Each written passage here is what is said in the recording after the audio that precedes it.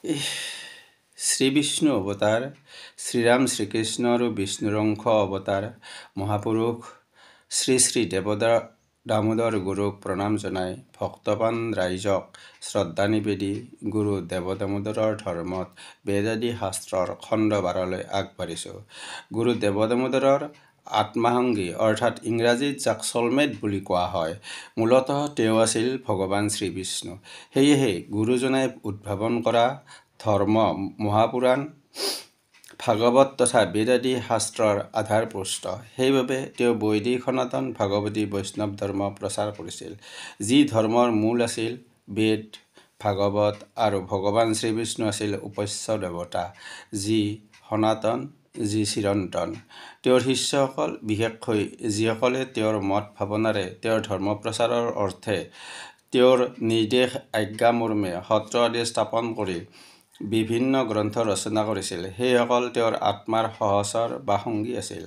আনহাতে তেওঁ যিহেতু বিষ্ণু অংশ, সেয়ে তেওঁ সকলো আত্মাৰ লগত সম্পৰ্কিত। তথাপি যিসকল বিজ্ঞ বিদ্বান, গুৰু ধৰ্মত প্ৰৱৰ্তিত, গুৰুৰ প্ৰতি একান্ত ভক্তিৰে শক্তিমন্ত, তেওঁলোকৰ মাজৰে বহু কেইগৰাকীয়ে গুৰু দামোদৰৰ চৰিত পুথি, জীৱন দৰ্শন, ধৰ্মতত্বৰ বিষয়ে ৰচনা কৰিছিল। গুৰুজনাৰ আত্মাসহচৰ বা আত্মাসংগী বৈকুণ্ঠনাথ ভট্টাচাৰ্যদেৱক কৈছিল, শুনা ভট্টদেৱ, তুমি ব্যাস সমাহাৰ, তুমি মোৰ বান্ধৱ অপৰ দামোদৰ। আমাৰ বচন এৰি আহা নগৰক, আহিবাহা তুমি বৰপেটাৰ সত্ৰক।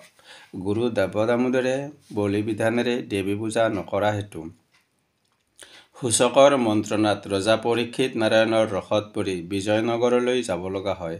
তেতিয়া বৰনগৰৰ ভেৰাগ্ৰামত মৰাৰসকলৰ অনুৰোধক্ৰমে গুৰুজনাৰ আজ্ঞাৰে ভাগৱত পাঠ কৰি থকা বৈকুণ্ঠনাথ ভট্টাচাৰ্য, যিগৰাকী ভাৰতবৰ্ষত গদ্যৰ জনক ভট্টদেৱ, গুৰুজনাৰ তাৎক্ষণিক পৰৱৰ্তী কালত পাটবসী সত্ৰৰ আৰু ব্যাসুচি সত্ৰৰ একে সময়তে অধিকাৰী হৈ কাৰ্যনিৰ্বাহ কৰাৰ উপৰিও সত্ৰৰ সংস্কৃত তলত অধ্যাপনা কৰি বহু লোকক উপাধি প্ৰদান কৰিছিল।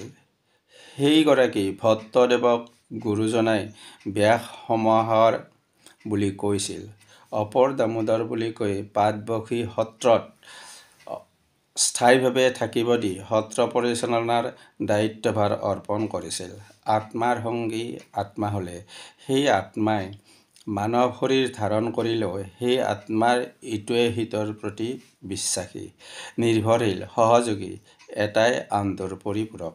সেয়েহে গুৰু দামোদৰে নিজৰ চিন্তা, আদৰ্শ, ইচ্ছা, আকাংক্ষা ভট্টদেৱৰ দ্বাৰা পূৰণ কৰাইছিল, যাৰ ফলত ভট্টদেৱে 15খন আপুৰুগীয়া গ্ৰন্থ ৰচনা কৰি বৈদিক সনাতন ভাগৱতী বৈষ্ণৱ ধৰ্মক এক অনন্য মাত্ৰা প্ৰদান কৰিছিল।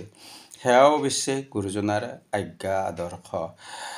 পদ্য সাহিত্যৰ পৰম্পৰাৰ সহিতে গদ্য সাহিত্যৰ এক নৱৰূপ দি ভট্টদেৱ গদ্যৰ জনক ৰূপে পৰিগণিত হয়। মহাপুৰুষ শ্ৰী শ্ৰী দামোদৰ গুৰুৰ চৰিত পুথি ৰচনা কৰা ভক্তসকল হ'ল বনমালীদেৱ, অৰ্জুনদেৱ, ভূষণ দ্বিজ, ৰাম ৰায়, নীলকণ্ঠ, কবিচন্দ্ৰ, শ্ৰী শ্ৰী বংশীগোপালদেৱ আৰু বহুতো। গুৰু দামোদৰৰ সহযোগী তথা শিষ্য ভকতৰ যিসকল বৈষ্ণৱ সাহিত্যৰ বৰঙণি আগবঢ়ায়, সেইসকল হ'ল শ্ৰী হৰিদাসে ভাগৱতৰ ৫ম স্কন্ধৰ পদ ৰচনা কৰে, শ্ৰী কেশৱচৰণে ভাগৱতৰ ৯ম স্কন্ধৰ অসমীয়া পদত, শ্ৰী গোপালচৰণ দ্বিজই দামোদৰ গুৰুৰ শিষ্য হৈ ভক্তি প্ৰেমেৰে ভাগৱতৰ ৩য় আৰু ৮ম স্কন্ধ অসমীয়া পদত ৰচনা কৰে, শ্ৰী কৃষ্ণ মিশ্ৰ বা কৃষ্ণানন্দ মধ্যযুগৰ বিশিষ্ট বৈষ্ণৱ গায়ক, গীতিকাৰ, কবি আৰু নৃত্য বিশাৰদ।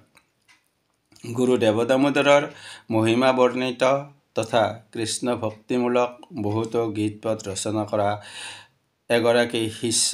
ভট্টদেৱৰ ৰচনা সম্ভাৰ, কথা ভাগৱত, কথা গীতা, শ্ৰী মদভক্তি বিবেক, কথা ভক্তি ৰত্নাৱলী, ভট্টদেৱে সংস্কৃত ভাষাত লিখা গ্ৰন্থ ভক্তিহাৰ, শৰণ মালিকা বা শৰণ সংগ্ৰহ, ভাগৱত অধিকৰণ, শ্ৰী মদভক্তি বিবেক, সংস্কৃত শ্লোক আৰু কথাত লিখা গ্ৰন্থ দামোদৰ ব্যাখ্যান, সন্তৰ নিৰ্ণয়, বিষ্ণু সহস্ৰনাম, প্ৰসংগমালা, শ্ৰীকৃষ্ণ লীলা কীৰ্তন, ঘোষা কীৰ্তন, নন্দোৎসৱ, গুৰু বংশাৱলী, গুৰু শিষ্য পদ্য গদ্য মিশ্ৰিত প্ৰশ্নোত্তৰ ৰূপ, সাততন্ত্ৰ পদপুথি। গীতাৱলীৰ নৱম সংস্কৰণ 8/1/2018 তাৰিখত প্ৰকাশিত হৈছে। ইয়াত আছে দ্বিজ কৃষ্ণনন্দৰ 13টা বৰগীত, হৰিদাসৰ 15টা বৰগীত, বলৰামৰ এটা, ৰত্নাকৰৰ দ্বিজৰ এটা, লক্ষীপতিৰ এটা, জয়ধ্বজ দ্বিজৰ এটা, দেওপতিৰ এটা, কবিৰাজৰ 2টা, গুৰু দেৱদামোদৰৰ 4টা আৰু ভট্টদেৱৰ 28টা বৰগীত। মুঠ বৰগীত 67টাৰে এখন ভক্তিমূলক বৰগীতৰ গ্ৰন্থ। শ্ৰী গোপাল মিশ্ৰৰ ঘোষাৰত্ন, ৰামৰায় ভণিত গুৰুলীলা আৰু ভক্তিমূলক গ্ৰন্থ। কৃষ্ণ নন্দৰ টকা দামোদৰ ব্যাখ্যান। এই গ্ৰন্থখন গুৰু দেৱদামোদৰে শিষ্য ভকতৰ প্ৰশ্নোত্তৰত টকা কৰাত সৃষ্টি হোৱা এখন শাস্ত্ৰজ্ঞানৰ উপৰিও সাধাৰণ মাৰ্গত প্ৰৱেশ কৰি পৰম ব্ৰহ্মৰ তত্ত্বজ্ঞানৰ লাভৰ ধৰ্মীয় গ্ৰন্থ। দ্বিজ দামোদৰে কহে শুনিয় মহন্ত, পূৰ্ণৰ মহিমা কহি কোনে পায়ে অন্ত। হেন জানি সন্ত হবে মন থিৰ কৰি, পুৰাণ সংহিতা সংঘ পতলক ধৰি। যাৰ যেন মতি শাস্ত্ৰ অনুসাৰে চাই, কলিকালে নৰ সাধু সংগে গতি পাই। মুঠতে গুৰু দেৱদামোদৰৰ শিষ্য ভকতে ৰচনা সমস্ত পুথি বেদ আদি শাস্ত্ৰবিহিত, তাত সন্দেহ নাই। গুৰু দেৱদামোদৰৰ ধৰ্মত বেদ আদি শাস্ত্ৰৰ খণ্ড 12 সমাপন কৰি ভক্তপ্ৰাণ ৰাইজক প্ৰণতি জনালোঁ। অনন্ত কুমাৰ শৰ্মা।